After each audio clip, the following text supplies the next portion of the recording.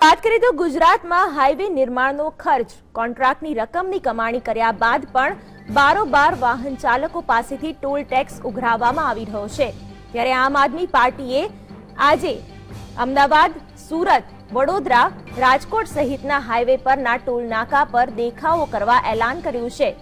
આપનો આક્ષેપ છે કે મહેસાણા અમદાવાદ હાઈવે પર કોન્ટ્રાક્ટ મુજબની રકમની કમાણી થઈ ચૂકી છે, તેમ છતાંય ગેરકાયદે ટોલ ટેક્સ ઉઘરાવવામાં આવે છે।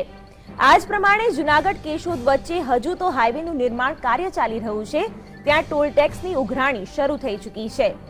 તો સુરત સચિન પલસાણા હાઈવે પર સ્થાનિકો જ ₹10 બારોબાર વાહન ચાલકો પાસેથી ઉઘરાણું કરી રહ્યા છે, જેની સામે આમ આદમી પાર્ટીના કાર્યકરો અમદાવાદ એક્સપ્રેસ હાઈવે, વડોદરા, ધાનેરા, સુરત, જૂનાગઢ, મહેસાણા, બનાસકાંઠા ખાતેના ટોલ ટેક્સ નાકા પર દેખાવો કરશે અને આવેદનપત્ર આપીને ટોલ ટેક્સ ન ઉઘરાવવા રજૂઆત કરશે।